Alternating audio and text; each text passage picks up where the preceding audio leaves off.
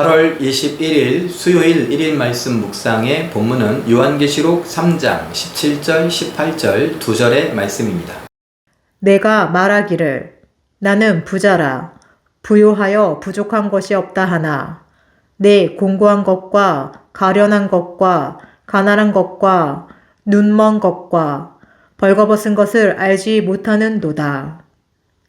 내가 너를 권하노니 내게서 불로 연단한 금을 사서 부요하게 하고 흰 옷을 사서 입어 벌거벗은 수치를 보이지 않게 하고 안약을 사서 눈에 발라 보게 하라. 아멘.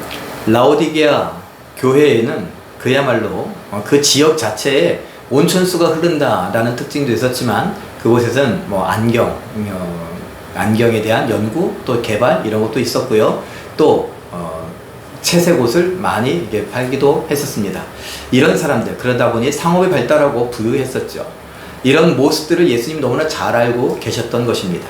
그래서 라오디게아 교회에 편지하면서 너희는 자칭 부자라고 말하지만 내가 보기엔 너희는 참 헐벗고 가난하고 궁핍하고 곤비하다, 이런 표현들을 하십니다. 왜요? 그들의 믿음을 보신 거죠. 삶을 보는 게 아니라 믿음이요, 진짜 내용을 보시는 거죠. 겉으로는 부유한 척 할 수 있습니다. 겉으로는 돈이 많을 수 있고요. 겉으로는 그 돈을 자랑하며 떵떵거리며 살 수도 있습니다. 그러나 그 영혼을 보니 병들었고 가난하고 궁핍하고 그야말로 헐벗고 먹지 못하고 그런 모습입니다. 예수님께서 뭐라고 표현하십니까? 너희가 정말 눈이 멀었고 벌거벗었고 너희가 그런 사실들을 알지 못한다. 너희는 정말 가난한데, 너희는 정말 벌거벗었는데, 너희는 눈이 멀었는데 이런 것을 모르는구나 라고 말씀하고 계신 것이죠. 그래서 예수님께서 뭐라고 말씀하십니까? 불로 연단한 금을 사라. 금으로 너를 부유케 하기를 바란다. 그리고 안약을 좀 사서 안약을 좀 넣어라. 너희 눈이 보지 못하고 있으니 그 눈을 볼 수 있도록 안약을 좀 넣어라 라고 말씀하십니다. 그리고 또 뭐라고 말합니까? 흰 옷을 사서 너희가 벌거벗고 있는 것을 좀 가려라. 이런 표현들은 무엇입니까? 이미 성경 앞에서 다 이야기했던 것들입니다. 정말 하나님께서 우리에게 진정한 금이 되는, 진정한 보화가 되는 것들, 그리고 하나님께서는 우리에게 말씀으로 안약되는 것을 말씀하시죠.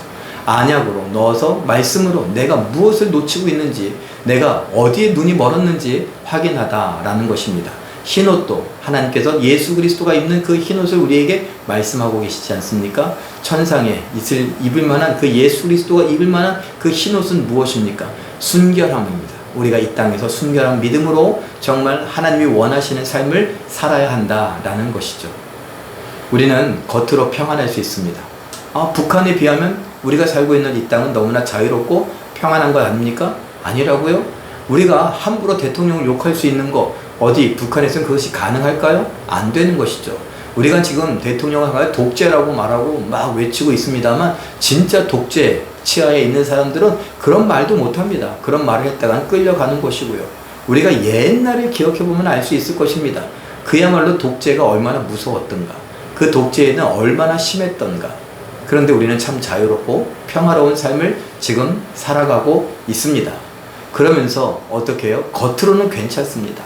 그런데 우리 속은 보면요, 지금 대한민국이 4분 오열하고 있고 성 간에, 남성 여성 간에 비하 발언을 하고 있고 여기 차별이 심하다고 말하기도 할 정도 아닙니까? 동과 서가, 남과 북이 분열하고 있는 것, 이 모습을 보면 얼마나 우리가 안타까운가. 또 각계 협회라든가 어떤 단체라든가 하다못해 종교계까지도 우리가 부패한 것을 많이 보지 않습니까? 겉으로는 평안해 보이고 잘 된 것 같은데 그 속은 그야말로 썩어 부패했다라는 것을 우리도 이야기합니다. 오늘 예수님께서 말씀하십니다. 라오디게아 교회를 보면서 말씀하십니다. 너희는 부유하지 못하다. 너희는 눈이 멀었다. 너희는 벌거벗었다. 그러니까 차라리 단련된 순금과 같은 그 금을 사서 너희가 부유하게 해라. 너희에게 깨끗한 순결함이 있게 하라. 순결한 믿음으로 살아가라.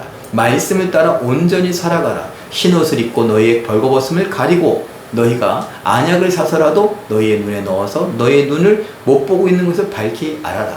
다 말씀과 관계된 것이죠. 그 말씀을 따라 내가 깨닫고 내가 얼마나 추한지, 내가 얼마나 잘못 살고 있는지를 돌아볼 줄 알아야 합니다. 아, 목사님, 자꾸 너무 힘들게 그러지 마세요. 아니, 저는 오늘 말씀을 잠깐 이야기할 뿐입니다. 우리도 괜찮아 보일 수 있습니다. 이만하면 열심히 한다고 잘한다고 할 수 있을 것입니다. 그러나 그건 우리 생각일 수 있다는 것이죠.